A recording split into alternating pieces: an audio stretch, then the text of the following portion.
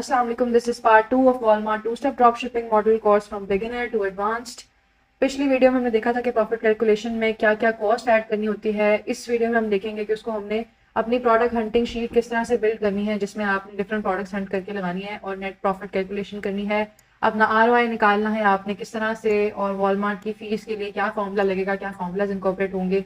ये शीट मैं आप लोगों को फिर बता दूं कि आपको फ्री ऑफ कॉस्ट मिल जाएगी। सिर्फ नीचे कमेंट में लिख दीजिए कि you need this sheet and you will get it in your inbox. लेकिन कोई अगर खुद से बनाना चाहता है, अंडरस्टैंड करना चाहता है कि क्या क्या कॉस्ट इसमें इनकॉर्पोरेट है, किस तरह से बनी हुई है, तो ये उनके लिए एक शॉर्ट वीडियो है। यहाँ पे फर्स्ट पे आपने अपनी प्रोडक्ट का लिंक डालना है, सेकंड पे प्रोडक्ट का टाइटल डालना है। प्रोडक्ट का टाइटल क्या होता है, जस्ट सो यू नो, ये कोर्स बिल्कुल उन लोगों के लिए है जो बिल्कुल बिगिनर है and they are starting from scratch. So I will be explaining every single thing from beginner's point of view. तो उस हिसाब से bear with me for those people who already know the basics. तो ये आपका product title है, आपने copy करके यहाँ पे लिख देना है। अच्छा, रीपैकेजिंग कॉस्ट हमारी $3 की है। पिछले पार्ट में मैंने एक्सप्लेन किया था कि ये वो कॉस्ट होती है जो हमारा 3PL या हमारे घर पे जो कॉस्ट आती है प्रोडक्ट को रीपैकेज करने की अपने रिटेलर से मंगवाने के बाद। ये जो है ये $3 है, ये हर प्रोडक्ट की $3 ही रहेगी, चाहे प्रोडक्ट का वेट कुछ भी है। ठीक है। सेकंड चीज आती है वॉलमार्ट की फीस। वॉलमार्ट की फीस क्या होती है, मैंने पहले भी एक्सप्लेन कर चुकी हूँ, हमारी सेलिंग प्राइस का 15%। ठीक है। तो हमने इस कॉलम में अपना वॉलमार्ट की सेलिंग प्राइस रखी है और यहाँ पे फॉर्मूला जो हमने लगाया है वो E3 मल्टीप्लाई बाई 15% है। तो ऑटोमेटिकली मैं जब भी इसको नीचे ड्रैग करूंगी, ये फॉर्मूला नीचे हर प्रोडक्ट पे लगता जाएगा और मुझे बार बार प्रॉफिट की कैलकुलेशन खुद से नहीं करनी पड़ेगी। फिर यहाँ पर शिपिंग 1, शिपिंग 2, शिपिंग 3 आ रही है। जैसे कि मैंने बताया था, हमें 3 सोर्सेज रिक्वायर्ड होते हैं वॉलमार्ट पे काम करते हुए। एक सोर्स वो होता है जिसमें हमें अच्छा प्रॉफिट हो, अराउंड $3 to $4 मिनिमम हमें प्रॉफिट आ रहा हो, वो हमारा सोर्स 1 होता है। सोर्स 2 हमारी वो होती है जिसमें हमें बेशक $1 बच रहा है, चाहे $1.5 बच रहा है, चाहे $0.5 ही क्यों नहीं बच रहा, 0.5 सेंट्स क्यों नहीं बच रही, तब भी हम उस प्रोडक्ट को एज अ सोर्स 2 जो है वो लिख देते हैं, जिसमें हमें लॉस ना हो रहा हो। और सोर्स 3 वो होता है जिसमें हमें बेशक थोड़ा सा लॉस क्यों नहीं हो रहा, कुछ सेंट्स कम है, चाहे $1 कम है, चाहे ब्रेक इवन पे है, हम उसको सोर्स 3 के तौर पर रखते हैं। ये इसलिए होता है कि आपके अकाउंट की हेल्थ खराब ना हो और कि आपको ऑर्डर कैंसिल ना करना पड़े। और जस्ट इन केस 3 सोर्सेज इसलिए होते हैं कि अगर पहला सोर्स आउट ऑफ स्टॉक हो जाए तो आप सेकंड से खरीद लें, सेकंड आउट ऑफ स्टॉक हो जाए तो आप थर्ड से खरीद लें। इसका ये सिचुएशन है। ठीक है।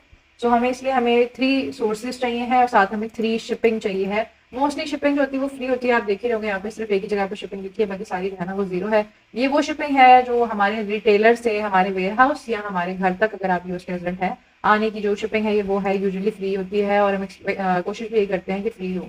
फिर आ जाती है आपकी लेबर कॉस्ट। ये लेबर कॉस्ट वेरी करती है वेट पर। आपके प्रोडक्ट का वेट कितना है, आपने कोशिश करनी है ऐसी प्रोडक्ट में जाए जिसका वेट 5 to 6 LB से नीचे ही हो। लेकिन कभी ऐसा होता है कि आपको इस तरह की भी प्रोडक्ट्स मिल जाती हैं जिनमें वेट ज्यादा होने के बावजूद भी प्रॉफिट बचता है, तो आप उनमें जा सकते हैं। ये वेट यहाँ पे सारे लिखे हुए हैं। अगर आपकी प्रोडक्ट का वेट 2 LB या उससे नीचे है, आप $5 to $6 का लेबर कॉस्ट रखें उस तरह की प्रोडक्ट में। अगर 4 LB to 6 LB है, आप जो है वो $8 to $9 रख सकते हैं। फिर $5 to 10 LB है तो $14 $15 आप लेबर कॉस्ट जो है एक्सपेक्ट कर सकते हैं। 10 to 20 LB की प्रोडक्ट में हम जाना रिकमेंड नहीं करते, लेकिन अगर आप जा रहे हैं तो उसमें आप $22 का अंदाजा इजीली रख सकते हैं। ठीक है। तो ये लेबर कॉस्ट है, ये वेरी करेगी आपके हिसाब से। यहाँ पे देखें एक शीट में ये 20 भी डली हुई एक प्रोडक्ट में, क्योंकि प्रोडक्ट का वेट होगा ज्यादा, और ये प्रोडक्ट के एंड पे हमने यहाँ पे वेट भी सारे लिखे हुए हैं। ये 16.5 LB की प्रोडक्ट है, इसलिए उसका जो हमने लेबर कॉस्ट लिखी है वो $20 है। ठीक है। तो आपने यहाँ पे वेट भी जो है एंड पे ऐड करना। इधर ये आई गेस कैंसिल हो गया, मैं ऐड कर देती हूँ। आप लोगों को जो शीट मिलेगी उसमें फॉर्मूलाज ऑलरेडी होंगे। ठीक है।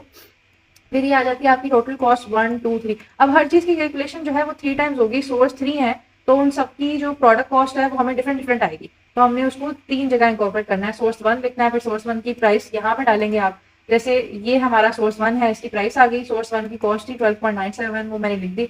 तो टोटल कॉस्ट 1 में P3 के हिसाब से कैलकुलेशन होगी। ये देखें, बाकी सारी चीजें सेम रहेंगी, सिर्फ आपकी जो प्रोडक्ट की कॉस्ट है वही चेंज होती है इसमें। तो टोटल कॉस्ट में यही चीज है जो आपने चेंज करनी है, और ये 3 टाइम्स जो है आप कॉस्ट की कैलकुलेशन करते हैं तीनों सोर्सेज के हिसाब से। ठीक है। फिर उसके बाद नेट प्रॉफिट का फॉर्मूला मैं आपको दिखा देती हूँ।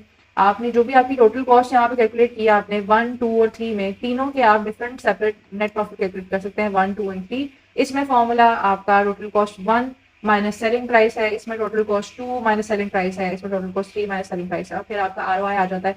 ROI में भी इसी तरह से जो है आप नेट प्रॉफिट को है डिवाइड करते हैं और फिर उसको आप मल्टीप्लाई करते हैं बाय 100। ये भी फॉर्मूला यहाँ पे लगा हुआ है, यू कैन सी। S3 जो है हमारा वो नेट प्रॉफिट है और J3 आप यहाँ पे देख सकते हैं हमारी टोटल कॉस्ट है, उसको हमने मल्टीप्लाई कर देना है बाय 100।